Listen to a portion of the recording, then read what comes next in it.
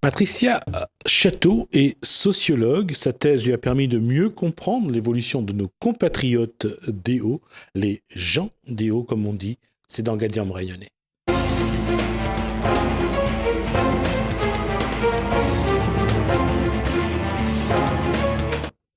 Bonsoir Patricia Château.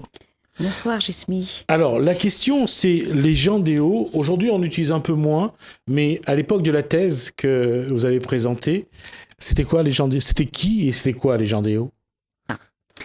Alors, tout d'abord, il faut considérer qu'il y a l'espace qu'on appelle les Hauts et une population qu'on dit gens des Hauts et qu'on dénomme plus précisément comme les Yabs ou les Petits Blancs anciennement.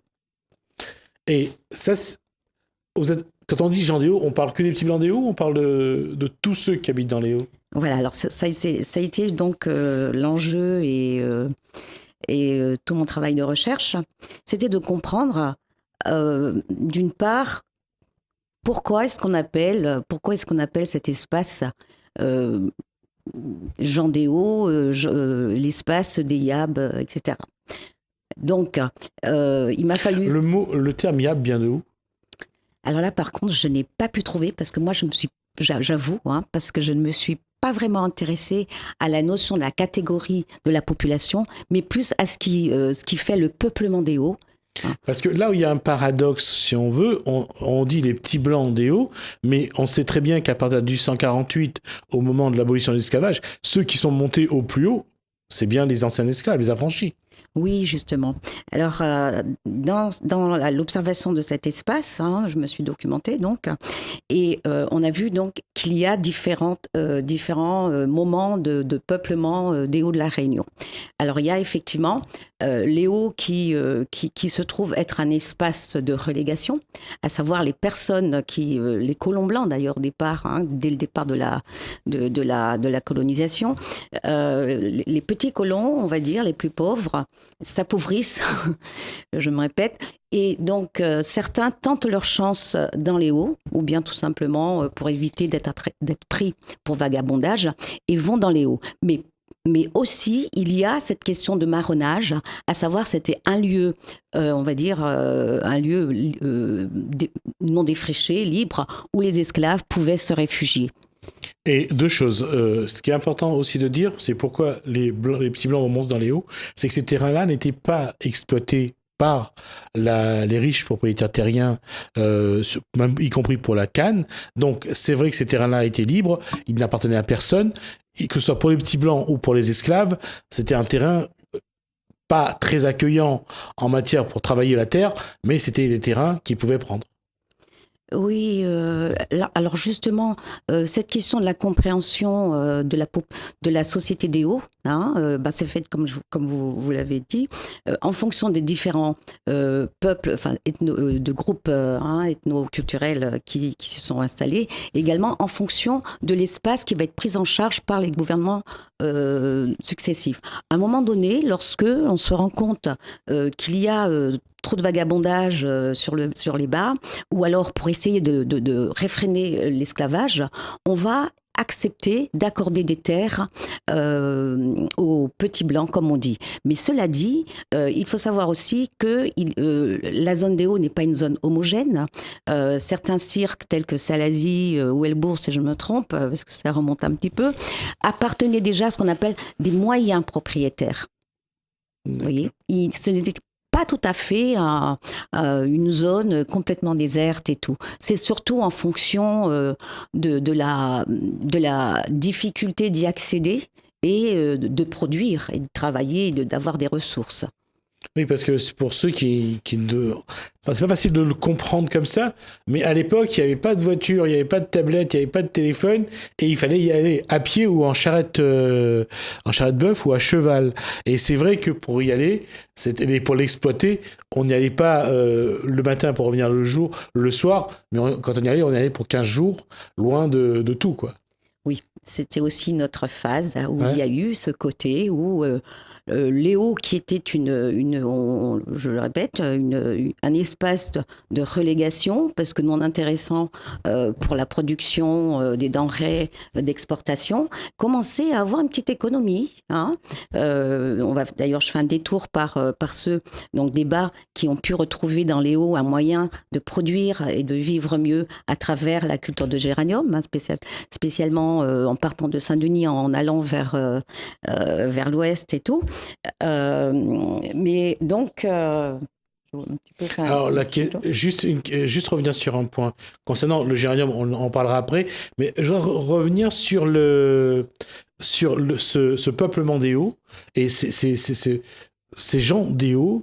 On va aussi vous dire que ce n'est pas non plus la crème de l'élite qui parle. Ce sont des gens qui n'ont pas d'instruction, qui ne savent pas lire pour certains. Je veux dire, c'est une population qui est un petit peu en marge de la société. Voilà, on va le recontextualiser un petit peu. Il faut savoir qu'à l'époque, donc, on n'a pas l'éducation nationale, effectivement. C'est la production agricole hein, qui vous donne, on va dire, un statut de colon bien inséré, quoi. Et effectivement, hein, vous avez donc les gros planteurs du littoral qui sont qui peuvent assurer l'éducation, la culture, etc.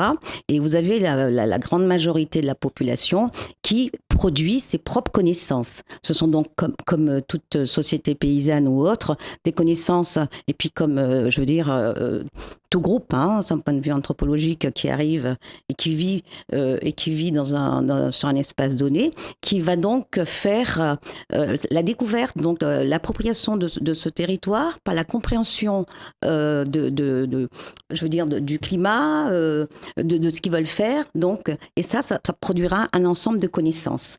Et un vocabulaire particulier aussi, des termes, et puis des façons d'être et de faire. Hein, et puis on le voit par leur façon de travailler, un rythme dans le quotidien. Maintenant, vous avez également, effectivement, vous avez cette population, vous voyez, et vous avez donc cette population de petits colons dès le départ qui se trouve endettés, surendettés par cette économie qui est destinée vers l'extérieur et qui va appauvrir de plus en plus ceux qui ont moins de moyens. Donc vous avez ceux qui vont s'acharner à se trouver un moyen de produire. Hein, de pouvoir produire des cultures vivrières, peut-être ailleurs un peu de vanille, etc. Et puis le géranium, comme on avait dit, enfin bref, différentes choses, le vétiver et tout ça. Et vous avez effectivement aussi une partie qui est un peu plus récalcitrante, qui elle ne se trouve vraiment pas bien dans ce contexte, un esclave contre des esclaves, contre une exploitation ou enfin dont on n'est pas propriétaire, mais qui est à la compagnie, et qui en échange de pouvoir habiter, c'est l'habitant, hein, contrairement à l'esclave qui lui est, vous voyez, le noir ou l'Indien qui est engagé, lui c'est l'habitant, il a le droit d'habiter, il a le droit de produire, il a le droit de travailler, mais celui-ci par contre, il est un petit peu récalcitrant aussi, parce qu'il dit qu'il n'a pas élevé des cochons, des poulets, des volailles pour enrichir la compagnie. Donc c'est un petit peu il y a différents, vraiment, c'est pas une population homogène. Donc tout cela se retrouve plus ou moins un petit peu. Et je rajouterais, on retrouve aussi dans les archives des choses extraordinaires qui font un petit peu aussi des récits un peu pittoresques. C'est que ils sont parfois ceux-là. Alors vous avez d'une part ceux qui sont reconnus comme les bons pères de famille, qui veulent produire, etc. De l'autre côté, des vagabonds que l'on déclare être des fainéants et soutenir les noirs marrons en les laissant chez eux et en empochant la petite somme d'attraper un esclave, d'avoir tué, et puis ils sont là, ils vivent, on dit, d'une manière tout à fait insoutenable pour des blancs d'une société de plantation esclavagiste.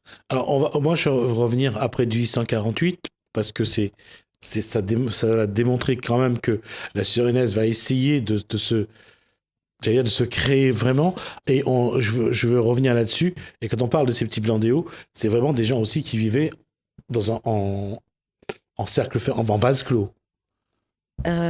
Oui, parce que forcément, je ne sais pas si c'est vraiment en vase clos, mais c'est vrai qu'il y a eu des universitaires, toute une littérature spécialisée qui essaie de démontrer qu'il y a finalement un système plus ou moins, sans avoir la même rente, hein, un système plus ou moins d'arrangements matrimoniaux. Hein. Maintenant, effectivement, on a parlé auparavant sous cette forme de consanguinité, etc. Mais Il y avait ça, il y avait aussi. En fait, c'est que la richesse des familles, que ce soit au Moyen-Âge ou à l'époque, juste après l'esclavage, et jusqu'à les années 1960, c'est que les familles, enfin 70, 80 déjà, à La Réunion, c'est que d'avoir des enfants, c'était une richesse. Parce qu'il fallait de la main-d'œuvre pour travailler. Oui, tout à fait. Surtout qu'on va dire que l'espérance de vie était assez courte. Oui, tout à fait, également aussi. Il faut transmettre le foncier, il faut transmettre. Oui. Et lorsqu'on parlait, en fait, ce sont surtout les conditions de travail pour cette population des Hauts, parce que eux, quand ils plantaient la canne, ils les coupaient eux-mêmes, ils les livraient eux-mêmes en charrette à l'usine. Il y avait derrière tout ça, il y avait toute une organisation à mettre en place. Il fallait qu'ils fassent leur culture vivrière, qu'ils fassent à manger. S'ils ne voulaient pas produire pour la Compagnie des Indes, il fallait quand même produire pour la famille, il fallait élever les bêtes, il fallait vraiment s'occuper de tout. Oui, alors justement, là, vraiment, on est obligé, c'est pour ça que donc, ma thèse a porté là-dessus, à savoir bien comprendre la formation de cet espace et bien comprendre les catégories d'individus, de groupes qui s'y trouvent. Donc, lorsque... excusez-moi, j'ai pas trop... je reviendrai à votre question. J'ai un petit... parce qu'il y a eu énormément d'informations. Allez, continuez sur ce que vous allez dire. Oui. Et donc, ce que je voulais dire, c'est que lorsque cette zone va être aménagée, hein, ça va être ce qu'on appelle pas forcément un espace nou. Bon, voilà. Du coup, on va pouvoir peut-être un petit peu comprendre ce que c'est que la sociologie rapidement. Lorsque, pour nous, on va parler de la Réunion, le littoral et les Hauts. Hein. Pour nous, le littoral, c'est là où il fait un petit peu chaud, il fait bon, et on va voir effectivement ces productions d'exportation. Et au fur et à mesure que l'on monte, ça va être donc, on va dire que les Hauts, c'est cette partie montagneuse. Mais dans le zonage réel, hein, on va dire administratif, cela bouge. Hein. La zone des Hauts, ce n'est pas forcément là où on commence à faire un petit peu frais, etc.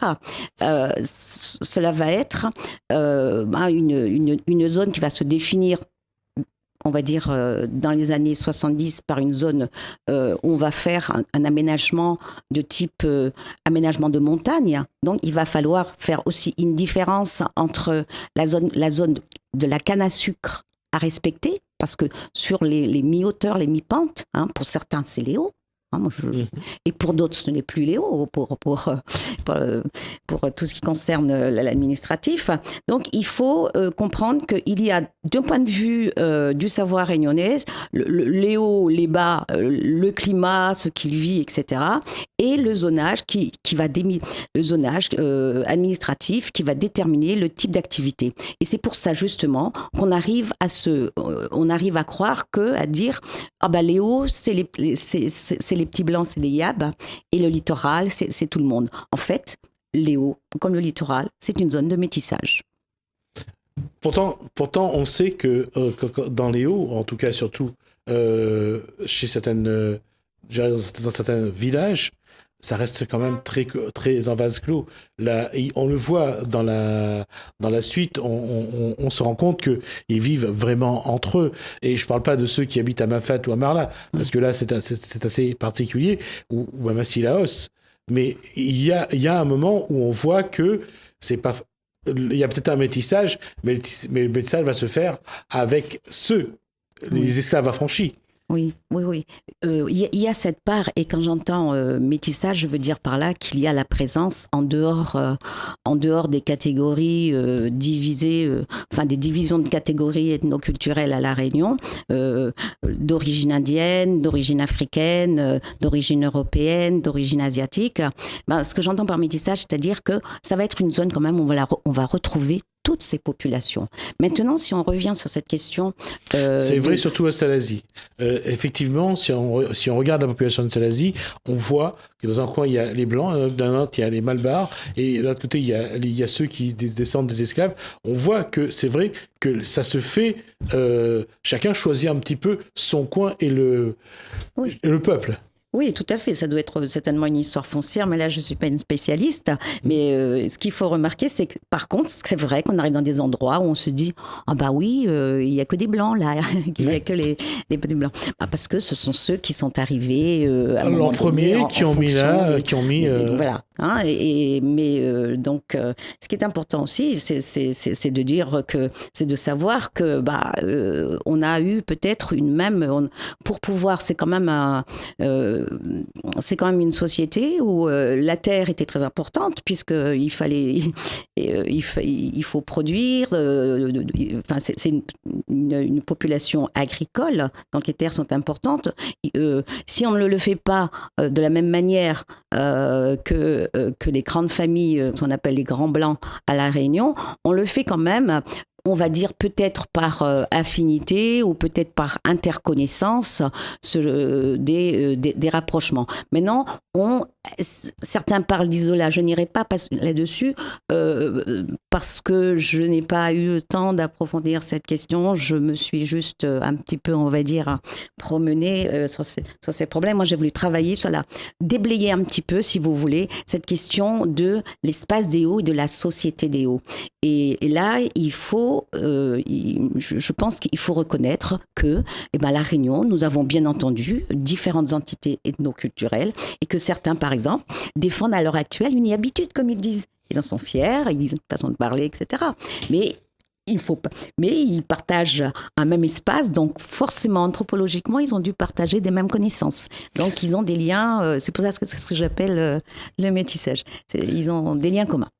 Alors, on va juste définir un petit peu l'anthropologie pour dire que c'est comprendre la façon de l'évolution d'un peuple ou d'une race et comprendre comment ça s'est réalisé, ça s'est fait et ça s'est construit surtout. Et lorsqu'on parle par exemple des Yab des Hauts, des Blancs, des petits Blancs des Hauts, on voit que ça s'est fait non pas dans une volonté de dire qu'on se met à part, mais surtout d'exister par rapport aux autres.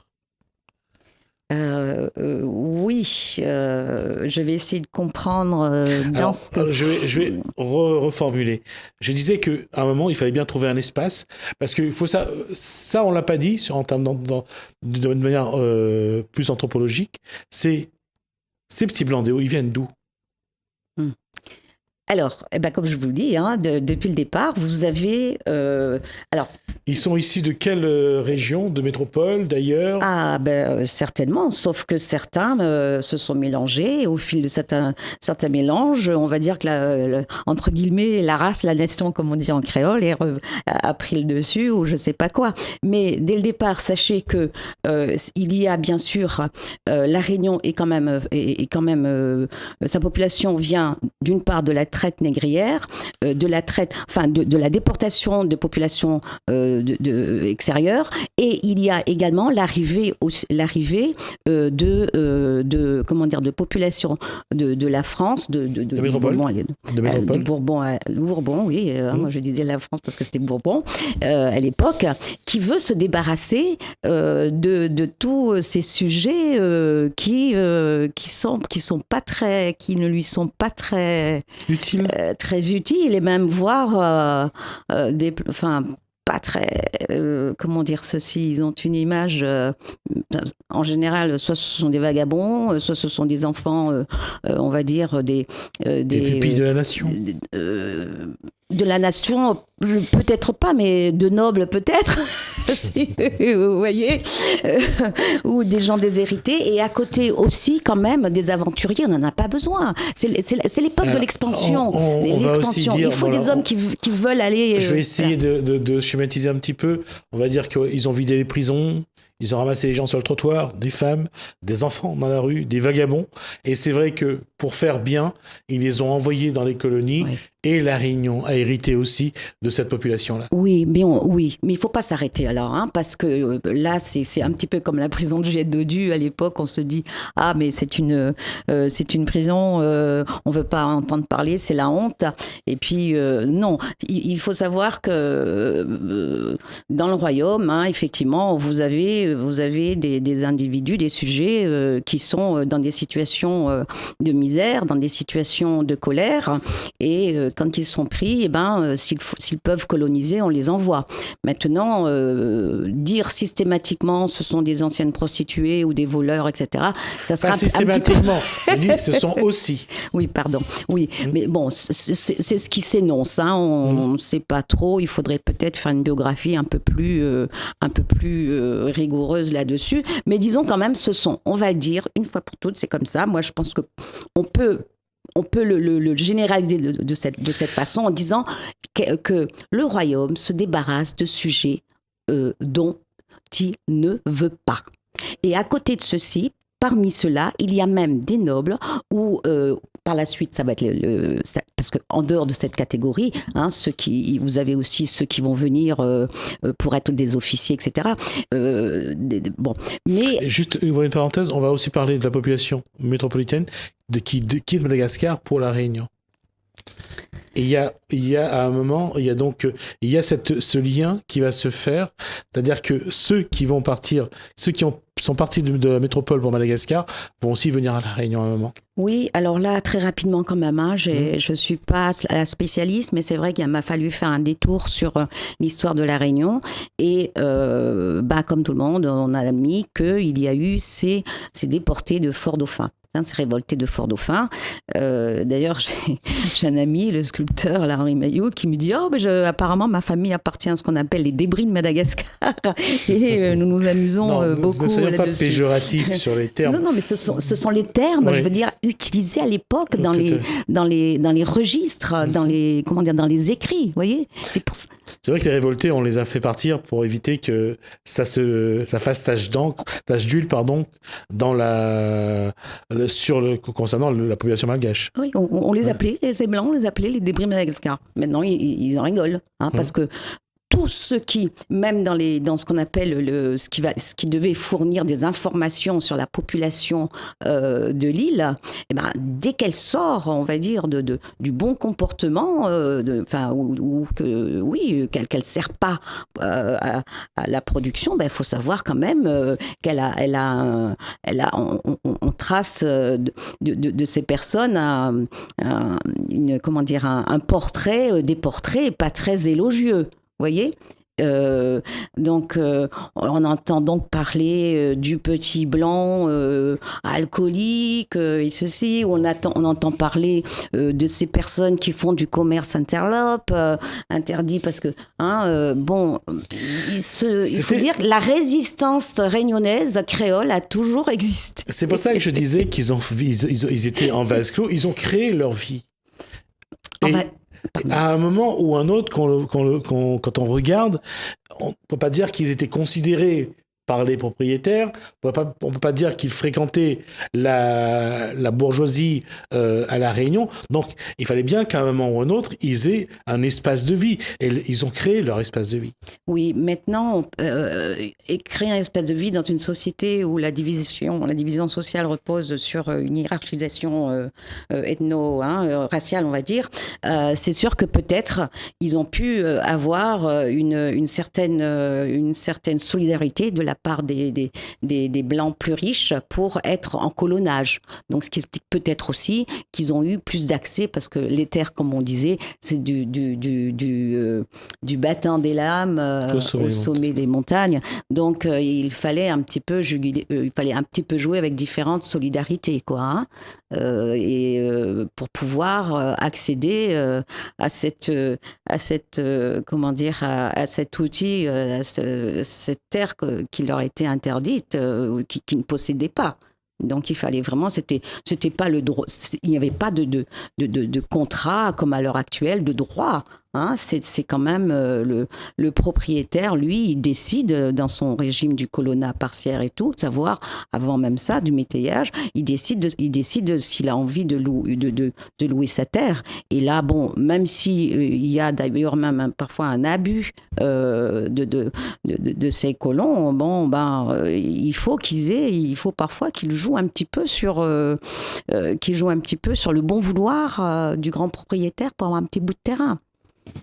Alors, c'est vrai. Maintenant, excusez-moi, je voulais dire une chose aussi parce que c'est important, c'est que il y a eu cette question, on disait que les Blancs, donc ces petits Blancs, la société des Hauts était présentée par des grands chercheurs qui ont, on va dire, pignon sur rue, qui n'ont rien à voir avec la société de la plantation. Eh bien, ou qui n'ont jamais touché à la canne à sucre. Il faut savoir aussi, c'est vrai, qu'à un moment donné, il y a eu ce qu'on appelle le Baker's Creek qui, sur son petit terrain, pour l'auto-consommation, avait besoin bien sûr de monétaire, hein, et qu'il lui fallait bien sûr de temps en temps aller travailler et faire des échanges. Et c'est en ce sens que je parle de lien et de métissage entre les différents groupes qui se trouvent un peu en hauteur. C'est que parfois, entre leur petite exploitation à faire vivre et le travail de la canne à aller, etc., ils sont aussi débordés. Donc, ils passent un petit peu aussi parce que, on va dire, par du travail, un partage de travail. Bon, ils confient, ils deviennent, on va dire, de sous-traitance, quoi. D'accord, on va s'arrêter là parce qu'il va nous rester 1 minute et si on aborde notre sujet, on ne pourra pas aller plus loin. Patricia Château, merci. Je rappelle donc que vous êtes sociologue et que votre thèse donc oui, a abordé les gens des Hauts. On reviendra en tout cas sur cette thèse-là. On verra sur d'autres éléments. On reviendra bien sûr sur les gens des Hauts. On verra un petit peu pourquoi ils sont devenus les Yab, pourquoi c'est eux qui ont créé cette mode de vie, que ce soit du côté de Mafat, du côté de Sillaos ou même à Salazie. On verra un peu la place qu'on prend, comment la réunion s'est faite dans les Hauts, avec les gens des Hauts, avec nos Yab, ceux dont on est vraiment très fiers parce qu'ils appartiennent aussi à la société rayonnaise. Merci donc à Patricia Château. Je rappelle donc qu'on aura l'occasion d'y revenir. Merci à vous de nous avoir suivis. Ça a été un plaisir. J'espère que cette semaine va bien se passer. En tout cas, merci à vous. Merci à Lalanne. Merci à François. Portez-vous bien. À demain.